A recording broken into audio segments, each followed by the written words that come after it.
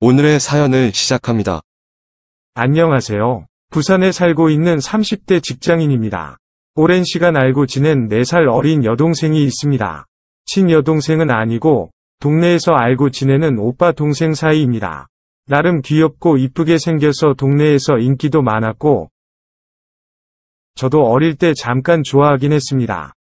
하지만 성격이 다소 내성적이다 보니 혼자서 소갈이만 하다가 포기했었습니다.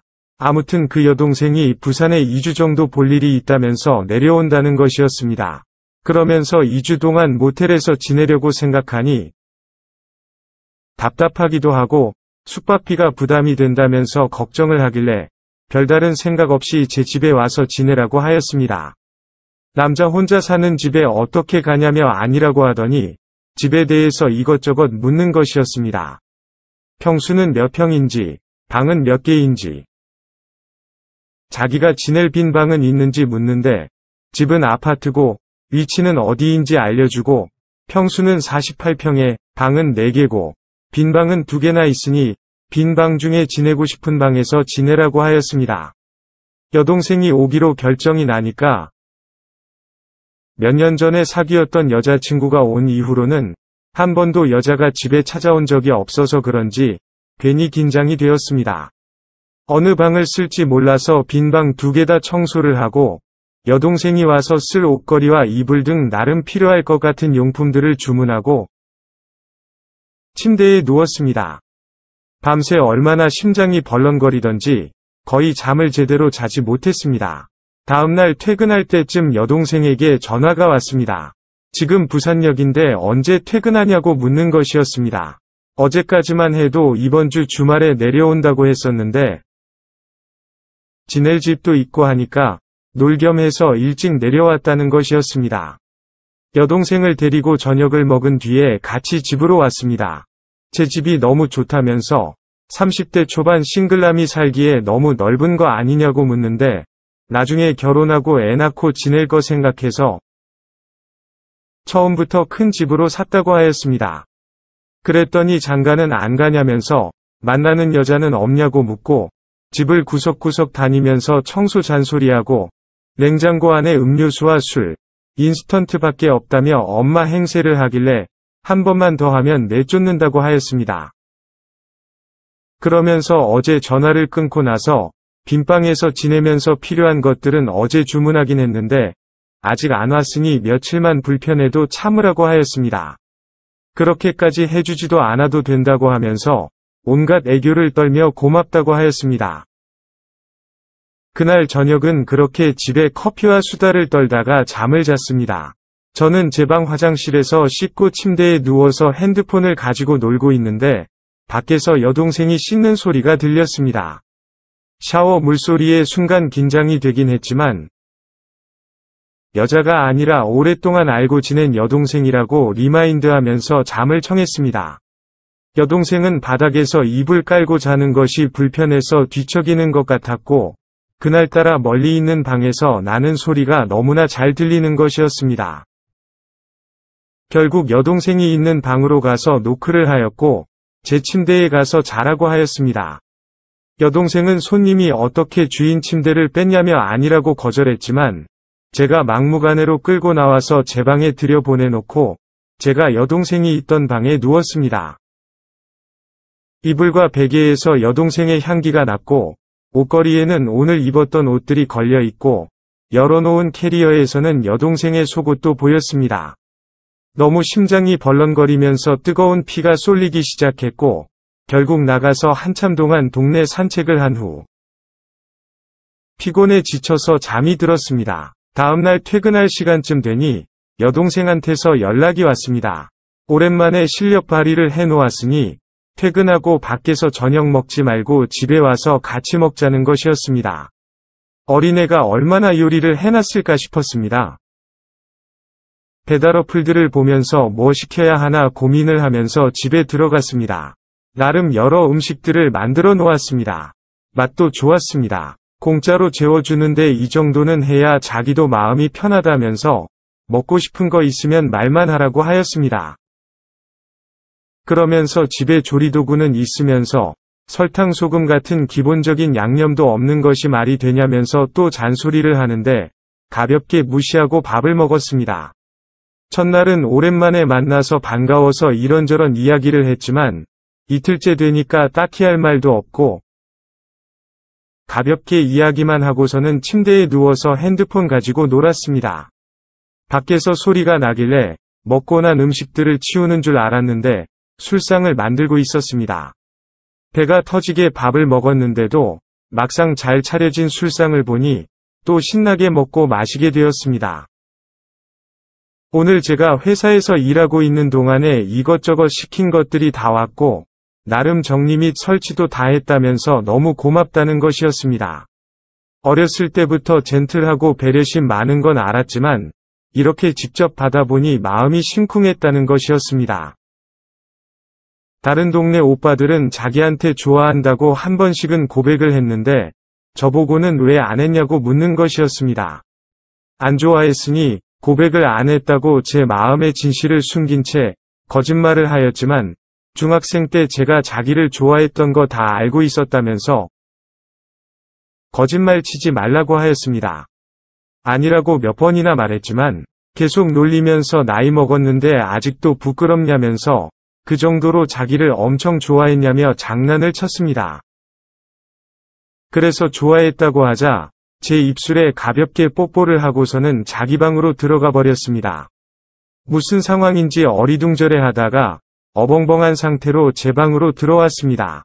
그러자 여동생은 제 방으로 들어와 그렇게 눈치가 없냐면서 제 옆에 누웠습니다. 그러면서 여동생은 저에게 네 방에 가서 자라고 하면 진짜로 가고 다시는 이런 기회가 없을 거라고 하였습니다. 제가 조용히 눕자 제 팔베개를 하고서는 저를 보며 누웠습니다.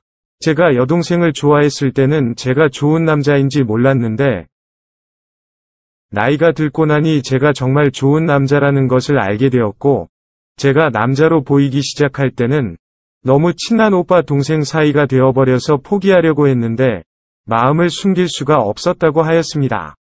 그래서 부산에 일이 있어서 온 것이 아니라 저와 시간을 보내려고 휴가를 내고 온 것이라고 하였습니다.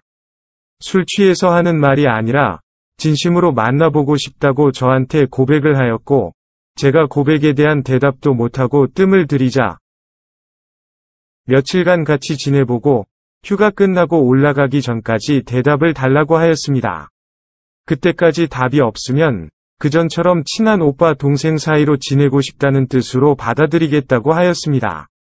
그러면서 오빠한테서 좋은 냄새가 나서 첫날 밤에 침대에 누웠을 때도 너무 떨렸다며 다시 저에게 입맞춤을 하였고 저도 솔직하게 첫날 밤에 여동생 향기 때문에 심장이 터질 것 같았다고 솔직하게 말해주었습니다. 그렇게 저희 불이 붙었고 여동생이 휴가가 끝나서 가는 날까지 눈 맞을 때마다 침대행이었습니다. 물론 여동생과 결혼을 전제로 만나기로 하였고 격주로 제가 여동생이 있는 천안으로 올라가거나 여동생이 부산으로 내려옵니다. 가끔씩 보고 싶을 때는 퇴근을 하고 천안으로 갈 때도 있습니다. 아직 주변 사람들은 저와 여동생이 만나고 있는지 모르고 있으며 저희는 내년에 결혼할 생각을 가지고 있습니다. 이렇게 사연을 적다 보니 또 보고 싶어지네요. 오늘의 사연은 여기까지입니다. 구독과 좋아요, 알림 설정 부탁드립니다. 긴 글을 읽어주셔서 감사합니다. 구독과 좋아요 꾹꾹 눌러주세요. 꾹꾹. 알림 설정도 꾹꾹 눌러주세요.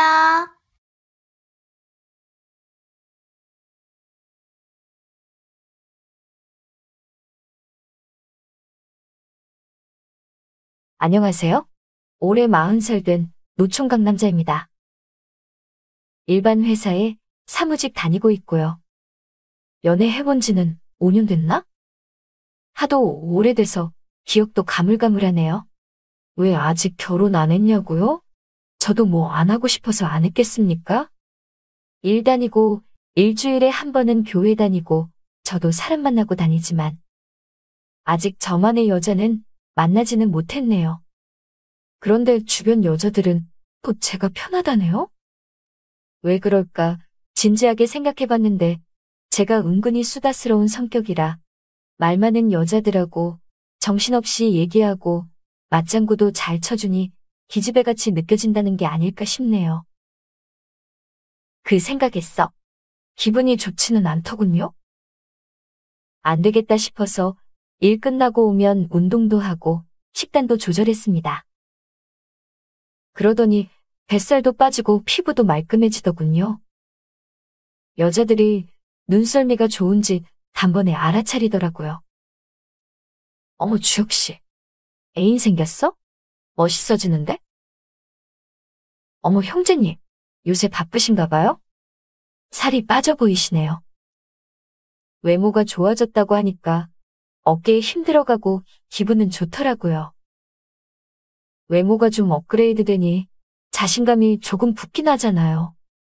그래도 회사나 교회에서나 저에게 막 다가오는 여자들은 없었어요. 저도 그중에 딱히 마음에 드는 여자들이 없었어서 선을 봐야 하나 싶더라고요.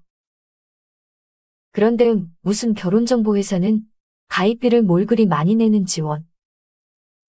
남들 같으면 투자라고 생각할 수도 있겠는데 저는 너무 아까운 거예요.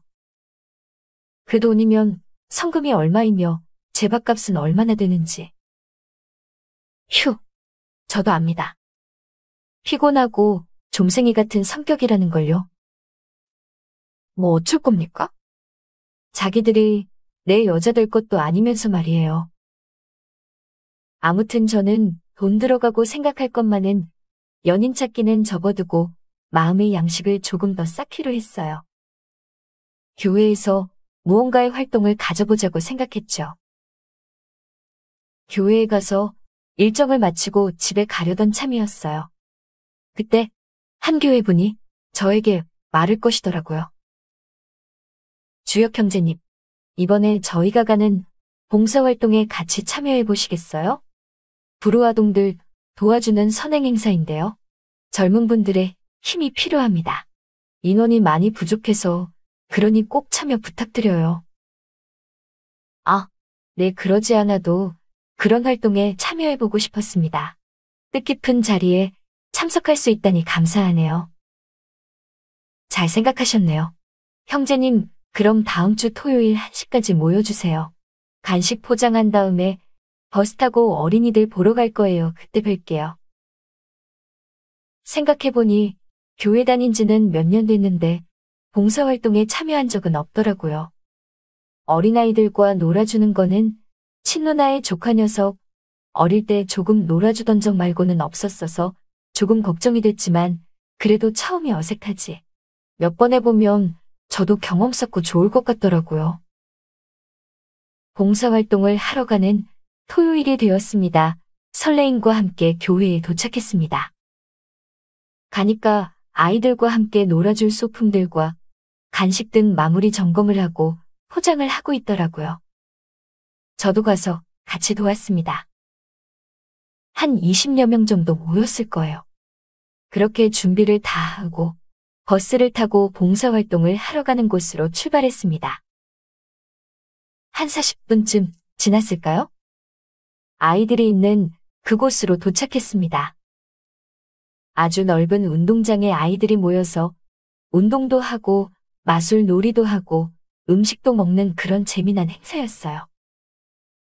아이들이 워낙 많이들 모여서 그런지 제가 다니는 교회뿐 아니라 다른 교회 여러 군데에서도 일을 도우러 오셨더라고요.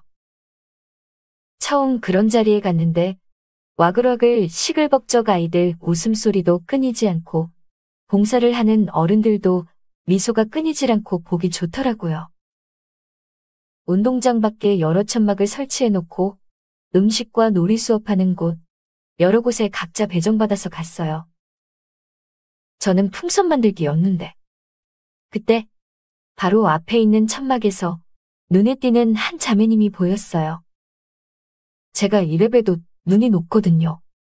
하긴 그것 때문에 더 장가 못 갔다는 말도 들었긴 한데 어쨌든 거기서 너무 예쁜 여자, 아니 자매님이 있는 거예요. 환하게 웃으면서 아이들에게 슬러시를 만들어주고 있더라고요. 애들도 예쁜 사람을 좋아한다고 예쁘고 선해 보이는 그 자매님이 마음에 들었는지 줄지어서 슬러시를 받고 있더라고요. 형제님, 어디를 그렇게 쳐다보세요? 네? 아니에요. 애들이 너무 귀여워서요. 하하, 형제님도 혹시 저기 예쁘신 자매님 보고 계셨나요? 저 자매님 유명하시죠? 매번 봉사활동에 참여하시고 청소도 늦게까지 마치고 가시고 아주 싹싹하신 분이시라더군요. 옆에 있던 같은 교회 형제님이 그 얘기를 하는데 그 자매님을 보니 더욱 천사같이 느껴지더라고요. 그래서 저도 모르게 일하면서 눈이 자꾸만 가더라고요. 얼마나 지났을까요? 열심히 풍선을 만들어주며 아이들과 놀아주고 있었는데 옆에 그 예쁜 자매님이 있는 곳에서 펑 소리가 났어요. 슬러시 기계가 터졌는지 펑 소리와 함께 다 쏟아지고 있는 거예요. 그 자매님 유니폼의 슬러시가 다 튀어버리고 말았네요. 그때 주변에서 지저분한 걸레를 구해다 가져다 주고 휴지도 가져오고 하더라고요. 저는 이때다 싶어서 제 가방에 있는 깨끗한 수건과 제긴 난방을 가지고 그녀에게 갔습니다. 제가 생각이 많은 남자라 진짜 어디 갈 때 이것저것 안 챙기면 불안해서 못 가는 성격이거든요. 가져오길 잘했더군요. 저기요, 자매님 여기 깨끗한 걸로 닦으시죠. 그리고 일단 이걸로 걸쳐 입으세요. 어머, 감사해요. 근소란이 지나가고 이제 행사도 끝나서 아이들도 가고 어른들도 천막을 정리하고 퇴장을 하더라고요. 그때 아까 그 자매님이 저를 불렀어요. 저기 형제님, 아까 정말 고마웠습니다. 이제 헤어질 시간이네요. 여기 잘 썼습니다. 옷이랑 수건 가져가세요. 아닙니다, 자매님. 감기 걸리세요. 그냥 덮고 가셔야 될 것 같네요. 저 다음에 못 보는데 오늘 드려야 할 것 같아요. 그럼 진짜 자매님께만 특별히 양보해드리는 건데요. 그 옷 가져가시고 3만 원만 따로 입금해주세요. 아, 농담입니다. 자매님 사실은 헤어지기 정말 아쉬워서 그런데 저기 다음에 만날 때 옷 주시면 돼요. 지금 이 슬러시보다 더 맛있는 주스 저와 같이 먹으러 가요. 제가 사드리겠습니다. 어머 형제님, 저는 그럼 딸기 주스요. 여기 포도맛 슬러시는 하루 종일 봐서야 지겹네요. 사주실 거죠? 하, 자매님도 참. 당연히 사드려야죠. 그러면서 그녀가 윙크를 하는 겁니다. 애교도 넘치는 것 같았어요. 그때 오랜만에 너무 떨리고 기분 좋아서 저도 모르게 그녀를 안아버렸습니다. 그때 그녀가 귓속말로 저에게 그러더라고요. 형제님, 우리 그때 만나서 천국에 함께 가요. 저는 그때 그녀가 같이 기도하러 가자는 말인 줄 알았네요. 네, 역시 자매님은 착실하시고 신앙도 강하신 것 같네요. 그때 뵙겠습니다. 그리고 문자로 종종 대화를 나누다가 그녀와 만나기로 한 날이 왔어요. 두근두근 설레이는 마음으로 그녀와 카페에 가서 약속했던 달콤한 딸기 주스도 사주고 대화를 나눴어요. 나이는 저와 동갑이더라고요. 잘 웃는 그녀는 수다쟁이 저와 참 잘 맞는 것 같았어요. 저와 대화가 끝이 안 나더라고요. 그녀도 저를 마음에 들어하는 것 같았어요. 잠시 후 그녀가 말했어요. 자, 형제님, 이제 다 마셨으니까 낙원에 가요. 네 자매님, 가는 길이 어디죠? 오시면 알아요. 그러더니 운전하는 저에게 조수석에서 길을 알려주더라고요. 조금 가니 점점 어둡진 곳이 나오더라고요. 자매님, 여기에도 기도하는 곳이 있나요? 기도는 여기서나 어디서나 가능은 하죠. 일단 가봐요. 도착을 하고 저는 깜짝 놀랄 수밖에 없었어요. 그곳은 숙박업소였거든요. 어리둥절하게 서 있는 저에게 그녀는 팔짱을 끼며 아무렇지 않게 저를 끌고 갔어요. 낮에 보았던 밝은 미소를 내내 잃지 않으며 저를 노련하게 대해주는데 아주 예사롭지 않았어요. 자, 자매님. 아니, 희숙씨, 사랑해요. 그렇게 간 곳에서도 그녀는 정말 천사 같았습니다. 왜냐하면 저를 정말 천국으로 보내주는 것 같았어요. 그렇게 행복한 시간을 마치고 잠시 뒤 그녀가 화장실에 갔어요. 그런데 갑자기 그녀의 폰 진동이 울리더라고요. 사랑하는 수진이 아빠. 이렇게 써있더라고요. 네, 알고 보니 가정 있는 유부녀였던 거였습니다. 충격에 빠진 저는 바로 그곳을 나와버렸고 그녀에게 연락도 하지 않았어요. 그녀와 함께한 시간은 참 좋았었는데 아줌마였어도 그냥 모른 척하고 사귀면 어땠을까 하는 생각도 드는데요. 그래도 저에게 양심이란 게 있긴 하나 봅니다. 죄를 짓는 것 같아서 안 되겠더라고요. 저는 그날 이후 여자 외모를 예전처럼은 안 따지게 되더라고요. 앞으로 저에게는 양심적이고 착한 여자가 제일인 것 같네요. 혹시나 그런 여자가 있을까 싶어서 다음 봉사활동에 또 참여하는 저네요. 안녕하세요. 썰스타그램입니다. 오늘의 사연 시작해 볼게요. 엇나가버린 저와 제 아들 얘기를 좀 해보려 합니다. 이미 저 스스로 판단하여 모든 결론을 내리고 행했지만 제 선택이 옳았던 것인지 의견을 듣고 싶습니다. 달라질 것은 없으나 반성할 것이 있다면 반성하고 제가 옳은 결정한 것이라면 위로라도 받고 싶은 마음에서입니다. 제 나이 25살에 결혼했습니다. 슬아의 아들 하나 두고 남들처럼 평범하게 살았습니다. 그러다가 남편이 외도를 했습니다. 그 당시에는 너무 바보처럼 아무것도 못하고 그냥 바지가랑이 붙잡으며 제발 이제 그만하라고 하는 것밖에는 할 줄 아는 것이 없었습니다. 그런 저에게 남편은 욕설은 물론이고 폭력까지 쓰며 이혼할 것을 요구했습니다. 어린 저는 너무나 무서웠고 2년을 그렇게 버티다가 결국 이혼했습니다. 경제활동이라고는 아르바이트 몇 년 해본 것이 다였던 저에게 혼자가 된다는 것은 정말 암담한 일이었습니다. 위자료는커녕 아이까지 뺏긴 채 쫓겨났고 그냥 그 당시에는 그래야만 되는 줄 알았습니다. 실제로 법도 그 당시에는 남자에게 많이 유리하게 돼 있었지요.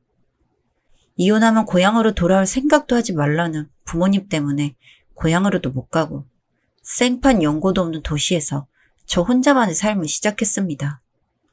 전 남편이 된 그 사람은 재혼을 했고 아이는 새엄마와 살게 됐습니다. 나 스스로 돈이란 걸 많이 벌어 언젠가는 아이를 내가 데려오고 싶다는 생각으로 버텼습니다. 정말 이를 악물고 살았죠. 소식도 듣지 못했습니다. 어떻게 아이에게 교육을 시켜놨는지 제가 그 사람한테 전화해서 아이를 바꿔달라고 하면 이제 7살 된 아이가 엄마가 다 잘못해서 이혼한 거잖아. 끊어! 하며 끊더군요. 아마도 애 할머니가 제가 외도해서 헤어진 그런 걸로 아이한테 주입을 시킨 것 같았습니다. 충분히 그러고도 남을 사람들이었죠. 너무 서글퍼서 울고 발버둥 쳐도 아무것도 변하는 것이 없었습니다.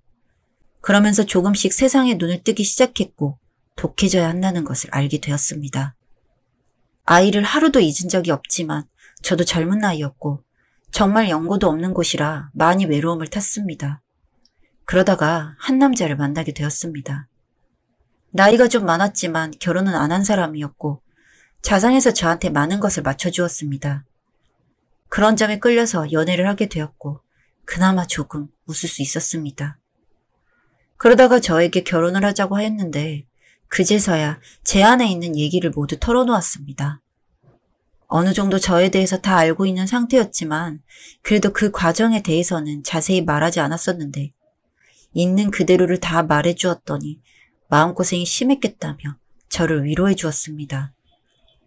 이 남자라면 믿고 살 수 있을 것 같다는 생각이 들어서 다시 결혼을 하게 되었습니다. 부모님이 없는 사람이라 그냥 별 문제 없이 결혼할 수 있었던 것 같습니다. 아마 시부모님이 계셨다면 엄청나게 반대에 부딪혔을 텐데 말이죠. 결혼한 지 1년이 좀 넘었을 때 아이도 생겼습니다. 저에겐 너무나도 소중한 아이였습니다. 2번 다시는 절대 놓치지 않을 각오였습니다. 시간이 지나도 그는 저에게 한결같은 사람이었고 변하는 것은 없었습니다. 그때서야 저도 행복이라는 기분을 느끼게 된 것 같습니다. 첫째 아이에 대한 그리움은 늘 컸지만 뭐 어떻게 할 수 있는 방법이 없었습니다. 번호도 바꿔버린 것인지 연락조차 닿지 않았고 그렇게 그냥 저도 저 사는 것이 바빠 아이 키우며 내조하며 살았습니다. 제 둘째 아이가 고3이 되던 시기에 저한테 전화 한 통이 왔습니다. 전 남편이었고 저에게 아직도 번호를 안 바꿨냐며 놀라워하더니 어떻게 지내냐며 궁금해하더군요. 그런 거 궁금해할 필요 없으니 신경 끄라고 했습니다. 그보다 첫째 아이에 대한 소식이 궁금해서 물었고 이미 20살 때 집을 나가서 본인도 잘 모른다고 하더군요.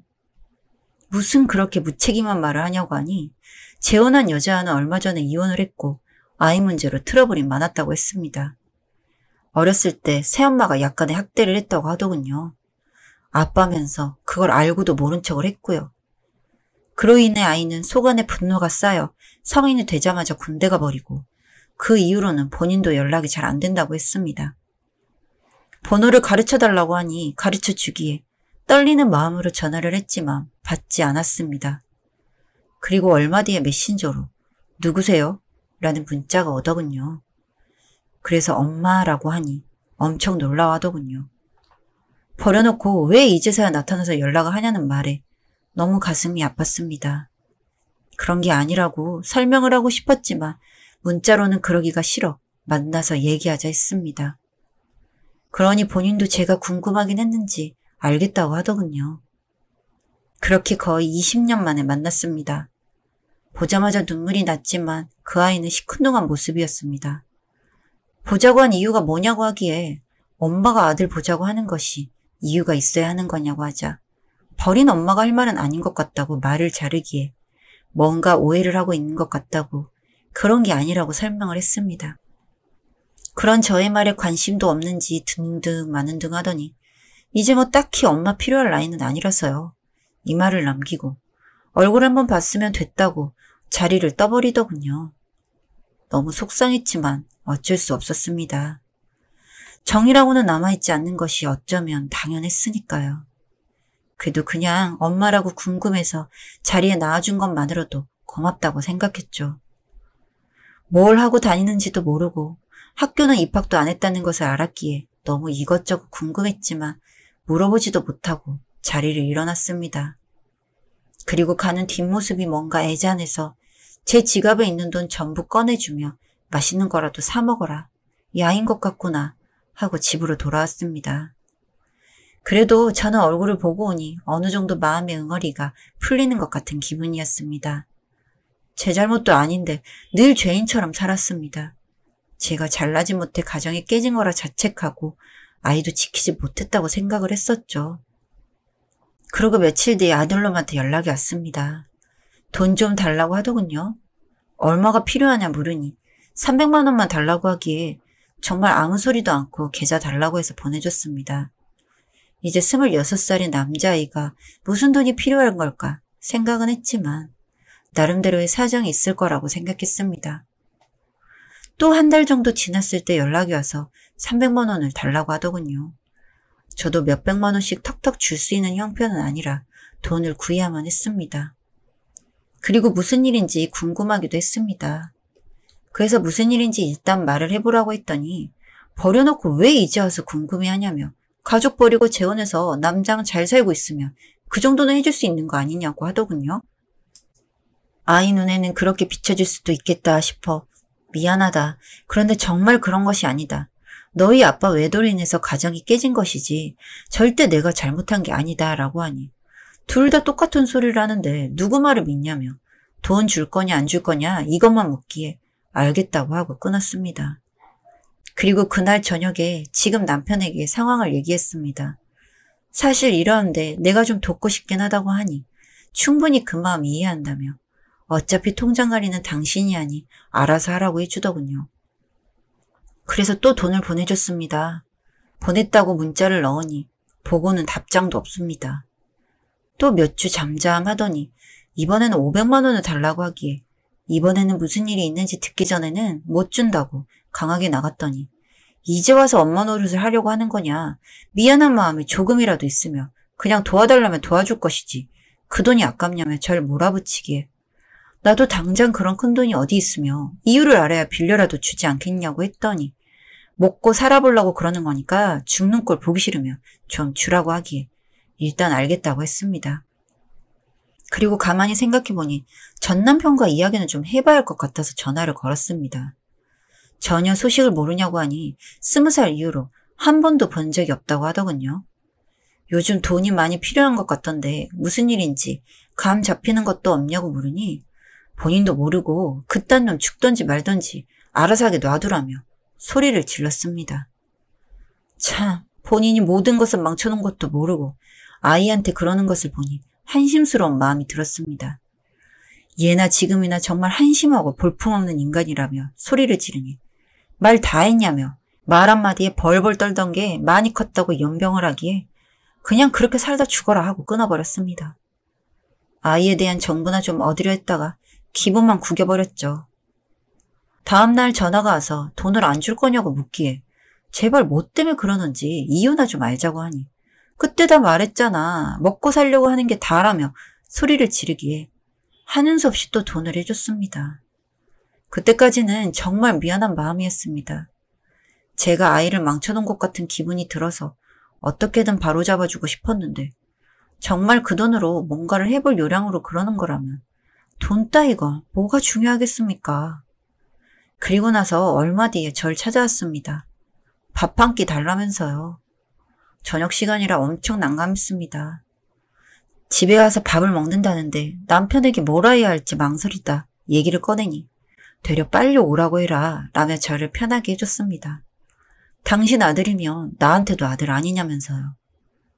그렇게 불러서 밥을 먹는데 궁금한 게 많았지만 얘기를 꺼내지 않았습니다. 남편도 처음에는 좀 서먹해 했지만 나름대로 노력하는 모습이 고마웠습니다. 둘째 아이는 학원에 가 있는 시간이었고 혼란스럽게 하고 싶지도 않았습니다. 시간이 좀 늦어져 이제 밥 먹었으면 얼른 집에 가보라 했더니 그래야지 내 집도 아닌데 하고 나가더군요. 그 말에 저는 또 마음이 아팠지만 둘째 아이가 학원에서 올 시간이라 어쩔 수가 없었습니다. 그렇게 보내고 또 한참을 슬퍼했습니다. 그리고 다음날 남편이 출근하려고 차키를 찾아도 아무리 뒤져도 없기에 무슨 일인가 했더니 차가 없어졌습니다. 지하 주차장에 버젓이 있던 차가 없어졌기에 너무 황당해서 CCTV를 확인하니 아들놈이 가져갔더군요. 정말 남편한테 부끄럽고 민망하고 어찌할 바를 몰랐습니다. 너무 화가 나기도 하고요. 바로 전화를 하니 받지 않더군요.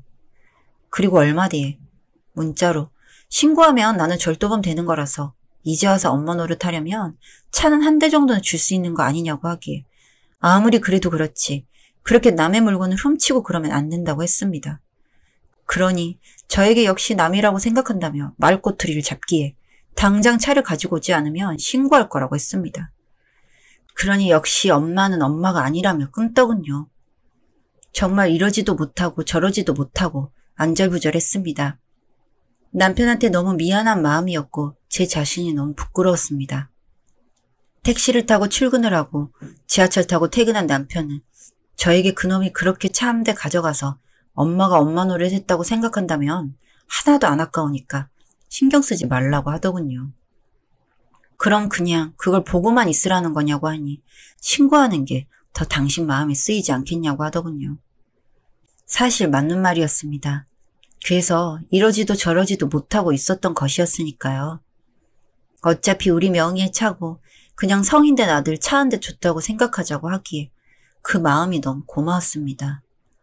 그렇게 보험도 1인 한정이었던 걸 모든 이가 다 탈 수 있는 보험으로 바꾸고 그냥 놔뒀습니다.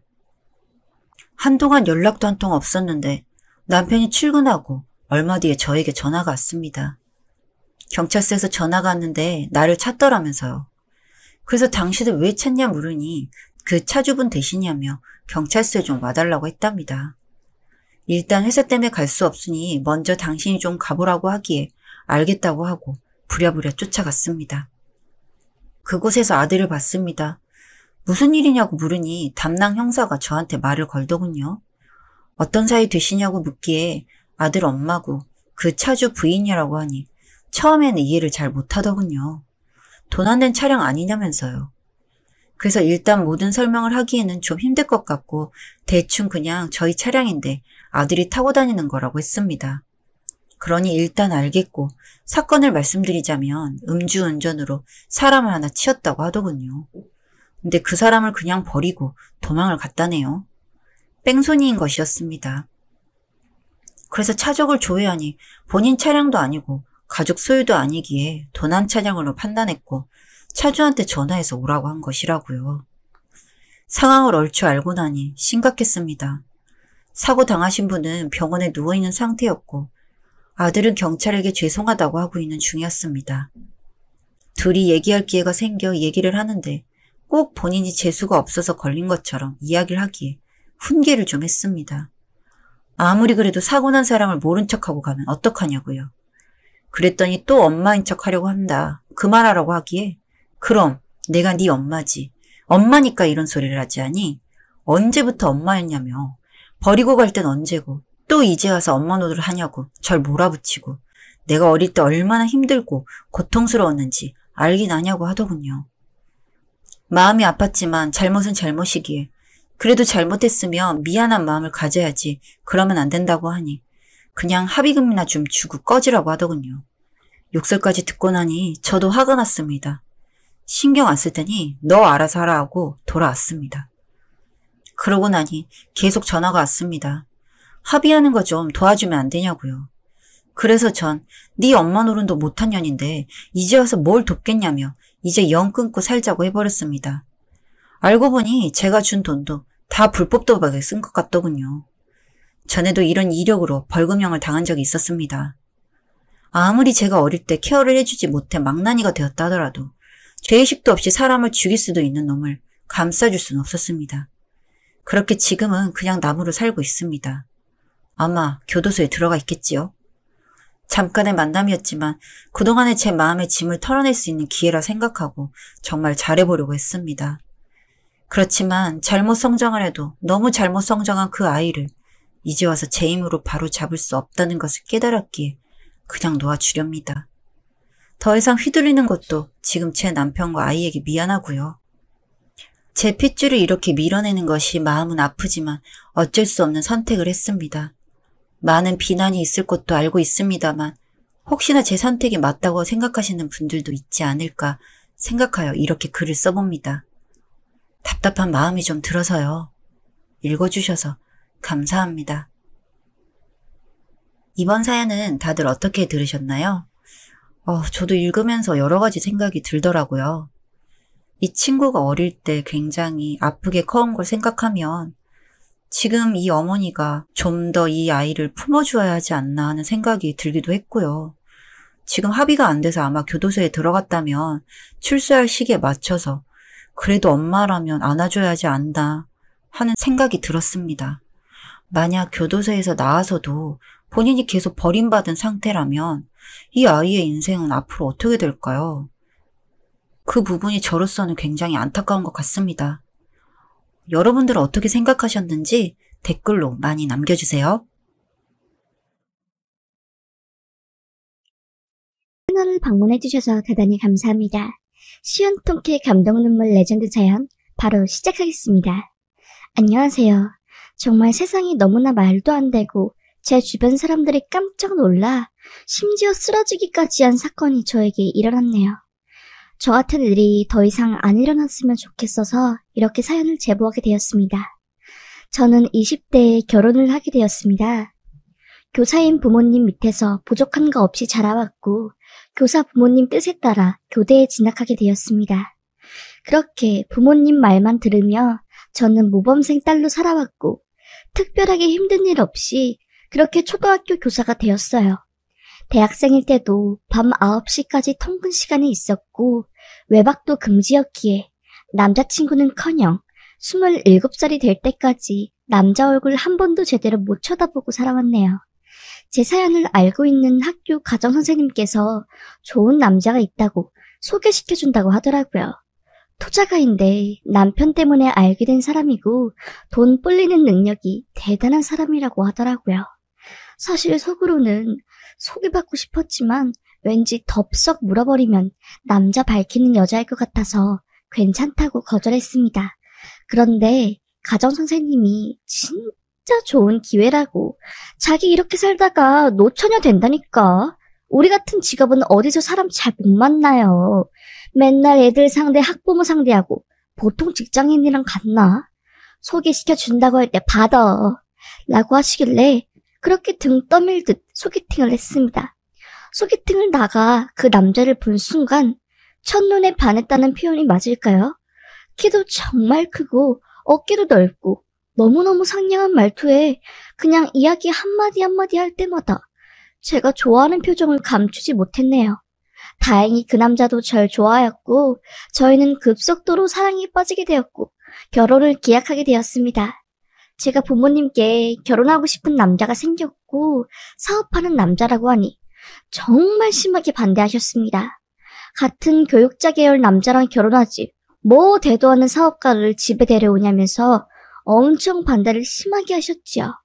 그런데 저는 더 이상 부모님 꼭두각시처럼 살기 싫었습니다. 부모님이 반대하면 반대할수록 저는 더 완강하게 결혼을 주장했고 결국 제 고집에 못 이겨 결혼을 하게 되었네요. 처음 1년은 정말 행복하게 살았습니다. 그 사건이 일어나기 전까지는요. 제가 학생들과 수학여행을 갔다 온 2박 3일. 그 사이에 모든 일이 생겼습니다. 수학여행을 갔다 온 뒤 집에 들어간 순간 집안은 텅텅 비었고 책상 위에 미안하다, 날 찾지 말아라 라는 남편의 쪽지 한 장만 남겨진 채 그냥 모든 게 없어져 있었습니다. 남편이 양복, 신발, 가방, 컴퓨터까지 모조리 없어져 있는 상태였습니다. 저는 도저히 납득이 안 가고 이게 무슨 상황인지 너무 황당스러웠습니다. 남편과 미국에 가 있다는 시부모님에게 전화했지만 남편은 없는 번호라고 뜨며 발신 자체가 안 되었고 시부모님에게는 100통이 넘는 전화를 걸어보았지만 깜깜 무소식이었습니다. 혹시 몰라 장롱 속 명주실 안에 감춰놓았던 인감도장을 보았는데 인감도장도 없어져 있는 상태였던 것입니다. 경찰에 신고하고 수사를 시작했는데 수사가 시작되니 정말 믿을 수 없는, 아니 너무 말도 안 되는 일이 저 몰래 펼쳐졌네요. 상견례와 결혼식장에 왔었던 시부모님들, 그리고 남편 친구라고 말하며 저에게 인사했던 사람들, 남편의 직장 등등 모두 가짜였던 것이었습니다. 남편이 고용한 사람들이었고 모두들 연기를 했던 것이었습니다. 신혼생활 1년 동안 남편은 사업 때문에 혼인신고를 미뤘고 그 사이 제 명의로 1억 원 가까이 되는 돈을 빌렸습니다. 저는 그때까지만 해도 남편이 사업을 키우려고 하나 보다, 투자 능력이 좋으니까 라고 넘겼습니다. 그리고 제가 수학여행을 갔다 온 그 사이에 제 인감도장으로 제23금융에서 수천만 원에 가까운 돈을 빌렸다는 사실을 알게 되었습니다. 그리고 제 남편을 소개시켜준 가정선생님도 2억 원 가까운 돈을 제 남편에게 투자한 상황이었습니다. 가정선생님 돈까지 홀라당 들고 사라진 것이었습니다. 그냥 이 세상에 애초에 존재하지 않았던 것처럼 흔적도 없이, 어떤 흔적도 없이 정말 증발해버렸습니다. 저희 부모님은 충격으로 쓰러졌고 엄마는 아예 스트레스로 입까지 돌아가셨습니다. 가정선생님은 남편 중간에 정산한 퇴직금까지 꼬라박고 좋은 사람인 줄 알고 저에게 소개시켜 주었지만 모든 게 거짓이었다는 생각 때문에 거의 정신병이 올 정도로 사람이 망가졌습니다. 저 또한 미친 사람처럼 거실을 뱅글뱅글 돌고 거의 실어증에 가까울 정도로 남들과 말을 하지 못하는 상태까지 갔습니다. 3년간 시간이 나는 대로 전국 곳곳을 돌아다니며 남편을 찾았지만 머리카락 하나 보이지 않더라고요. 이 말도 안 되는 이야기를 누구에게 말도 못하고 주변 사람들에게 소문날까봐 대인 기피증까지 생기고 정말 너무 힘들었습니다. 딱 5년이 지나니까 체념하게 되더라고요. 잊자, 다시 시작하자, 잊어버리자, 잊고 용서해야 살 수 있다. 라는 생각이 팍 들더라고요. 그때부터 그렇게 그 사건을 마음에 묻고 저는 사람들도 잘 안 만나고 학교 집 이렇게만 왔다 갔다 하며 살았습니다. 그때가 27, 8에 생긴 일이니 벌써 8년이 지났지요. 시간이 약이라는 말이 맞는 건지 예전에는 분하고 화가 나 가슴에 뭔가 꽉 막혀있는 느낌이 있었는데 지금은 뭐 인생 다 그런 거 아닌가 하는 생각이 들며 사람들도 잘 만나고 살고 있습니다. 그런데 그렇게 잊혀져가고 아무렇던 사건인 줄 알았던 그 일이 8년 만에 수면 위로 올라왔습니다. 수련회 답사 과정으로 선생님들과 함께 경북에 갔다 온 일이 있었습니다. 답사를 끝내고 선생님들은 전부 버스를 타고 올라갔지만 저는 경북에서 잠깐 친구를 만나기 위해 올라가지 않고 남아 있었습니다. 친구를 만나기 위해 약속 장소로 걸어가고 있었는데 발에 탁 하고 검은색 지갑이 발에 차이더라고요. 뭐야, 누가 지갑을 엿다 흘려 하고 주었지요. 그냥 모른 채 하고 지나갈까 싶었는데 괜히 지갑 주인이 궁금하더라고요. 주인이나 찾아주자 하고 지갑을 연 순간 말 그대로 저 그냥 털썩 주저앉았습니다. 다리가 확 풀리고 손이 정말 덜덜덜덜 떨렸습니다. 떨리는 게 느껴질 정도로 그냥 덜덜덜덜 계속 떨었습니다. 그 지갑 속에는 8년 전 실종된 없어진 남편이 사진이 있었고 남편 옆에는 환하게 웃고 있는 여성 얼굴이 있었습니다. 지갑 속에 있던 민증은 그 여성분 민증이었고 나이는 저보다 한 6살 정도 어리더라고요. 도대체 남편의 사진이 왜 이 지갑 안에 있는지, 이 여성분은 누구인지, 뭔 일인지 이해가 안 되었습니다. 손을 벌벌 떤 채 그 지갑 속에 있는 번호로 전화를 했습니다. 한 여성이 전화를 받더라고요. 김선자 씨 맞으시죠? 제가 지갑을 주었는데 혹시 땡땡 카페로 오실 수 있나요? 제가 여기 지역 사람이 아니라 멀리 못 가서요. 라고 하자 감사합니다. 바로 달려가겠어요. 라고 하더라고요. 전화를 끊자마자 만나기로 한 친구에게 전화를 걸어 약속을 취소했습니다. 너무 급하게 해결해야 할 일이 생겨 미안하다고 나중에 설명해주겠다고 하고 땡땡 카페로 갔습니다. 가서 덜덜 떨리는 손을 꽉 붙잡고 한 20분 정도 앉아 있었나? 그 여자에게 전화가 오더라고요. 땡땡 카페 도착했는데 어디세요? 라고 하면서요. 저는 일어나 노란색 블라우스를 입은 사람이라고 설명을 했고 멀리서 예쁘장하게 생긴 여성분이 걸어오더라고요. 굉장히 짧은 딱 달라붙는 원피스를 입으신 분이었고 화장도 꽤 진해 보였습니다. 그것보다 향수 냄새가 너무 심했지요. 그 여성분은 저를 보자마자 너무 감사합니다. 음료라도 대접해드리겠어요. 라고 하더라고요. 저는 음료는 됐고 잠깐 앉아보라고 들을 말씀이 있다고 했습니다. 그러자 그 여자가 눈이 동그래지더니 네? 라고 하며 당황하며 앉더라고요. 저는 말했지요. 전화번호 찾으려고 지갑 안을 보다가 한 남자 사진이 안에 있는 걸 보았다. 누구냐? 내가 알고 있는 남자와 매우 비슷해서 물어보는 거다. 얼굴에 있는 점 위치까지 똑같아서 확신이 들어서 물어보는 건데 혹시 어떤 사이냐고 물어보았습니다. 그 여자는 약간 언짢아하면서 그런 걸 왜 물어보세요? 제가 만나고 있는 사람이고 자세한 건 사생활이니까 묻지 마세요. 할 수 없이 저는 제 이야기를 들려주었습니다. 8년 전 사라진 남편, 그리고 그 남편이 박상혁이라는 가명을 사용했고 투자 사업을 한다는 명목으로 지인들에게 돈을 빌린 뒤 잠적한 놈이다. 머리부터 발끝까지 전부 가짜이고 지금 사기 사건으로 현상 수배가 내려진 사람이다. 허리 쪽에 붉은색 점이 있고 말투에 전남 사투리가 약간 배어있는 사람이다. 라고 하며 제 핸드폰에 있던 남편의 자세한 사진 그리고 고소장 등등 모든 자료들을 보여주었습니다. 그러자 그 여자가 제 핸드폰에 있는 사진을 보자마자 깜짝 놀라더라고요. 이 사람 맞다고. 나한테는 김주혁이라는 이름으로 다가온 사람이다. 사실 내가 떳떳하지 않는 일을 하고 있는데 이 남자가 내 손님으로 온 사람이다. 그래서 몇 번 연락을 하다가 남자가 진지하게 만나자고 앞으로 이런 일 하지 말고 자기가 주는 돈으로 배우고 싶은 거 다 배우고 투자 관련도 배우고 하라고 해서 지금 일을 관두고 그 사람 따라서 이것저것 배우는 중이다. 얼마 전에도 좋은 투자 상품이 있다고 대출을 권유해서 대출을 하려고 했는데 지갑을 잃어버린 바람에 못하게 되었다. 라고 하더라고요. 너무너무 소름이 끼쳤습니다. 저한테 한 거와 똑같은 수법으로 다른 지방에 내려가 그 짓을 하고 있더라고요.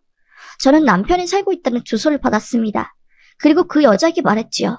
나는 이 남자 깜빵에 쳐넣을 거다. 이제 주소도 확보되었고 못해도 감옥에 몇 년 이상 살게 될 놈이니 당장 이 남자 곁에 있지 말고 떠나라. 라고 충고했습니다. 그렇게 저는 제 사건을 맡아주신 형사님께 연락을 해 모든 상황을 말씀드리고 카페에서 나눴던 대화 녹음 파일과 남편이 살고 있다는 주소를 전해드렸습니다. 8년 만에 이 사람 찾았다고 지 여자친구 명의로 오피스텔 계약해서 살고 있는 것 같은데 이번에 정말 확실하다고 했습니다. 그리고 남편은 결국 긴급 체포되어 구속수사를 받았네요. 드디어 포승줄에 묶여 이송된 것이었습니다. 그렇게 남편은 4년 7개월 형량을 받았습니다. 저한테는 그럴 의도가 아니었다. 널 속일 작정으로 처음부터 접근한 게 아니었다. 제발 용서해줘라. 나라고 안 힘들었겠냐. 숲에 내려져서 병원 한번 제대로 못 가고 아파도 끙끙 앓고 평생 다른 사람, 다른 이름으로 살아온 나는 너만큼 힘들었어. 작은 걸 숨기려고 거짓말을 했고 그게 눈덩이처럼 불어나서 감당할 수가 없었다고. 제발 나 좀 이해해달라고. 그래도 예전 내 아내 아니냐고.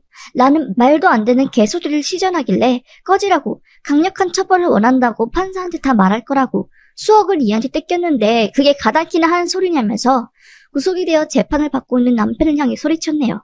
정말 소름 끼치는 게 그동안 얼마나 잘 먹고 잘 살았는지 8년 전보다 더 젊어져 있고 얼굴에는 기름이 쫙쫙쫙 흐르더라고요. 그동안 업소에서 잘 나가는 사업가인 척 하면서 업소 여성분들 돈을 어마어마하게 뜯었답니다. 하지만 우리나라 법상 50억 이상 사기친 게 아니면 그렇게 큰 징역형이 떨어지지 않더라고요. 정말 너무하다 싶었습니다. 정말 당한 사람은 알겠지만 사기당하면 평생, 거의 마음에 평생 구멍난 채로 살아야 합니다. 그래도 잡기라도 해서 다행이다. 내 한은 씻을 수 있겠다 하는 마음이 있었네요.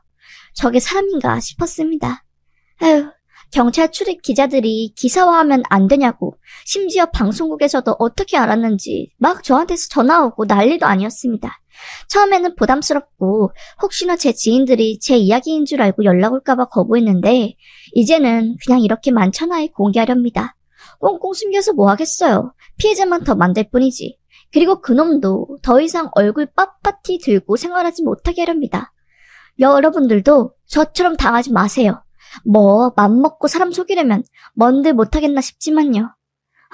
여튼 제 이야기 들어주셔서 감사합니다. 안녕하세요. 중년사랑 파출부 지혜입니다. 아저씨는 아줌마가 주고 싶을 때 어디를 보여주는지 아시나요? 그걸 알면 아저씨가 아줌마와 좋은 시간을 보낼 수 있지 않을까요? 제가 아는 유부녀 언니는 2년 전에 나이트에서 마음에 드는 남자를 만났을 때 너무 마음에 들어서 이곳을 보여주며 신호를 보내곤 했는데요. 과연 유부녀 언니가 어디를 보여주면서 신호를 보냈던 걸까요? 이 영상을 보시면 아줌마가 주고 싶을 때 어디를 보여주면서 신호를 보내는지 알게 되실 거니까 영상 꼭 끝까지 집중해주세요. 지혜가 아저씨에게 매일 찾아올 수 있게 구독과 좋아요 눌러주세요. 첫 번째 골짜기 그곳. 여자는 마음에 드는 남자가 있으면 자신의 가슴, 골짜기를 보여주려 합니다. 여자는 본능적으로 남자가 자신의 어디를 좋아하는지 다 알고 있습니다. 그래서 영혼까지 끌어모아서 자신을 어필하려 하죠. 이런 여자의 행동에 남자는 굉장히 취약합니다. 여자의 골짜기를 보는 순간 무장해제가 되어 그 여자에게 빠지게 되죠.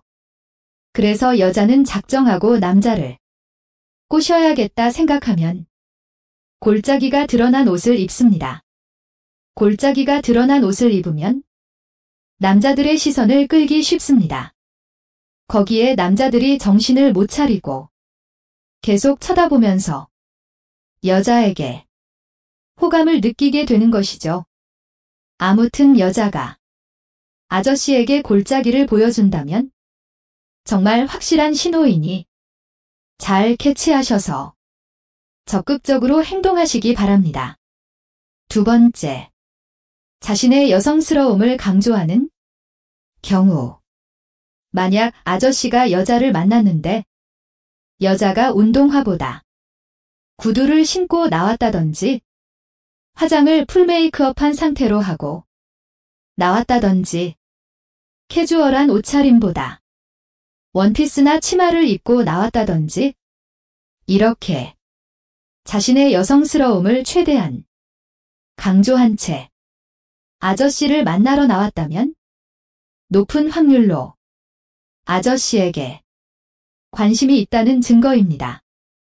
여자는 이처럼 보통 자신의 심리 상태를 의상이나 화장으로 표현하는 경향이 많습니다. 그러나 만약 아저씨가 여자를 만났는데 여자의 의상이 후줄근하고 화장도 잘 하지 않은 채 나왔다면 높은 확률로 아저씨를 남자로 느끼지 않고 있을 가능성이 큽니다. 하지만 여자가 아저씨를 만나러 나왔는데 후줄근하게 꾸미지도 않고 나왔다고 해서 시무룩하게 있으면서 여자한테 서운한 티를 내선 절대 안 됩니다.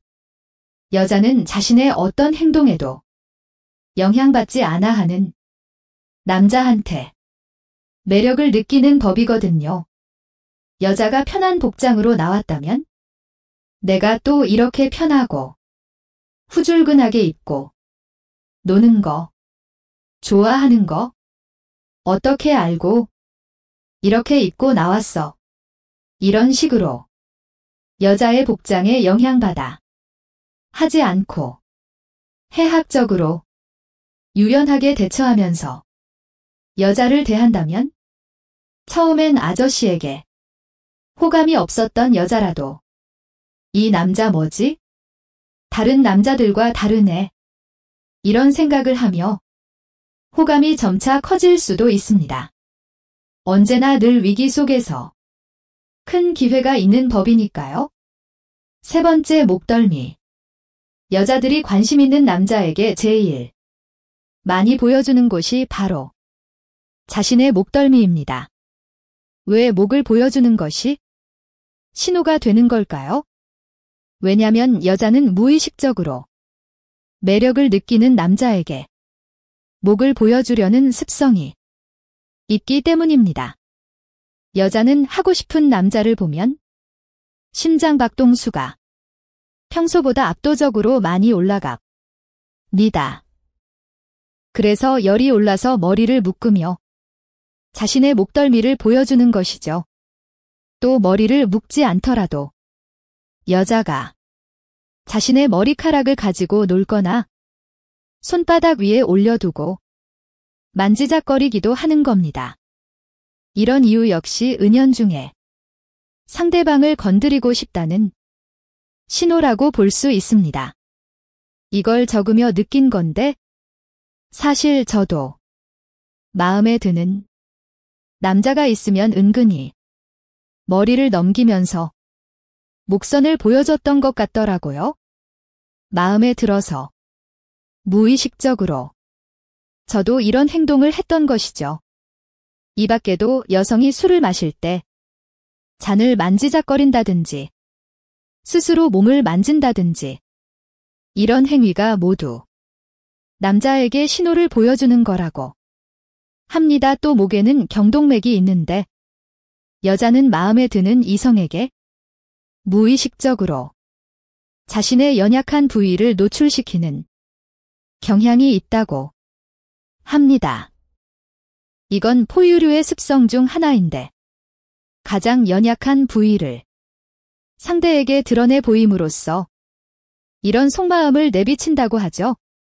그러니 내가 만나는 여자가 자꾸 나에게 은연중에 연약한 목덜미를 보여주는 행동을 한다면 방긋 웃으면 서 여자를 잘 리드해 주시면 됩니다. 4번째. 남자 행동 따라하기. 남자의 행동을 따라하는 건 여자가 정말 남자가 마음에 들었을 때 보내는 신호라고 할 수 있습니다. 다른 말로는 미러링 효과라고 하는데, 미러링 효과는 자신이 좋아하는 상대방의 말투나 표정 행동을 마치 거울에 비친 자신의 모습처럼 똑같이 따라하는 무의식적인 행위를 말합니다. 이걸 본 상대방은 나와 같은 행동을 하고 있는 모습을 보면서 친근함을 느끼기도 하죠. 예를 들어, 좋아하는 오빠가 물을 마시려 하면 여자도 따라서 물을 마시는 거죠. 왜 여자는 이처럼 좋아하는 사람의 모습을 따라하게 되는 걸까요? 우리의 뇌는 움직일 때 특정 부위가 활성화되는데, 이때 상대를 유심히 쳐다보다 보면 그 행동을 마치 내가 하는 것처럼 뇌가 활성화된다고 합니다. 그래서 상대의 행동을 따라하고 모방하게 된다는 거죠. 정신건강 의학과에서 미러링 효과는 공감 능력을 측정할 때 이용하기도 합니다. 그러니 같은 자리에서 나의 행동을 따라하고 있는 여자가 있다면 절대로 우연은 아닌 것이죠. 분명한 호감 신호라 볼 수 있는 겁니다. 그러니 여자가 아저씨의 행동들을 자주 따라한다면 이 또한 신호를 보여주고 있는 것이니 적극적으로 여자에게 행동하여 그 여자를 쟁취하시기 바랍니다. 5번째. 남자의 말과 행동에 큰 리액션을 취한다. 여자는 호감 가는 남자가 있으면 그 남자에게 온 신경과 집중을 다하고 있기 때문에 남자의 말과 행동에 크게 영향받아 하고 큰 리액션을 하곤 합니다. 예를 들어, 여러분이 그냥 화장실 가려고 일어난 건데 어디 가는 거야? 라고 물어본다든지, 그냥 민정아, 이렇게 이름을 부른 건데 놀란 토끼 눈을 뜨며 크게 반응한다든지, 별 웃긴 얘기도 안 했는데 크게 웃으며 박수 치면서 좋아하며 웃는다든지, 이런 모든 걸 포함해서 큰 액션이 나온다면 남자한테 큰 신호를 보여주는 거라 볼 수 있습니다. 6번째. 여자의 목소리 톤의 변화. 여자는 좋아하는 남자를 앞에 두면 목소리 톤이 달라지게 됩니다.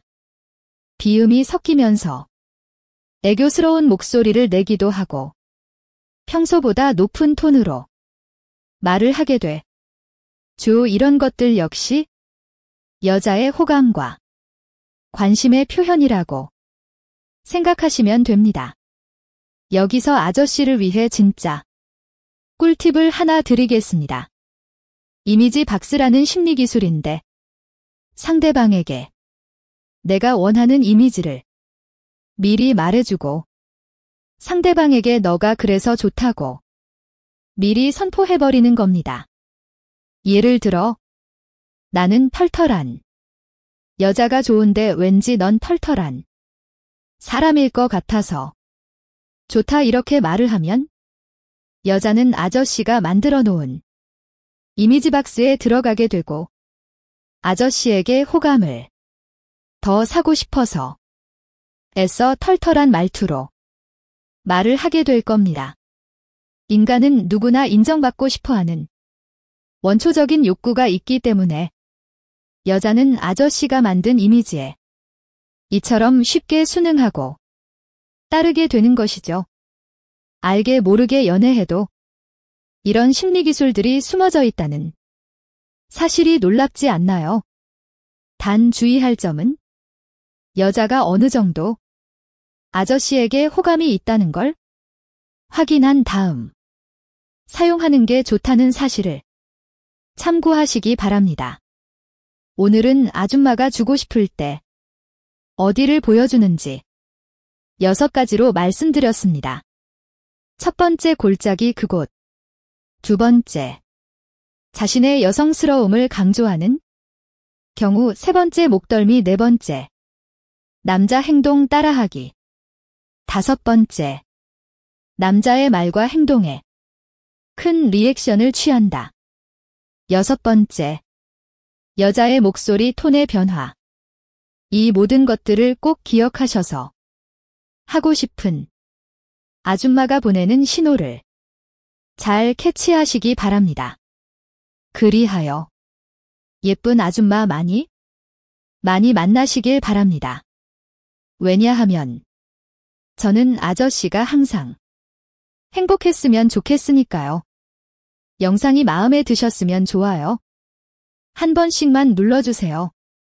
그래야 제가 올려드리는 영상 계속 보시면서 아저씨가 더 매력있는 남자가 될 수 있으니까요.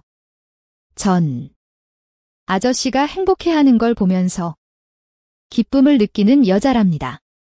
아저씨 제 마음 충분히 아시겠죠? 시간이 너무 늦어서 전 이만 가볼게요. 오늘 너무 즐거웠어요.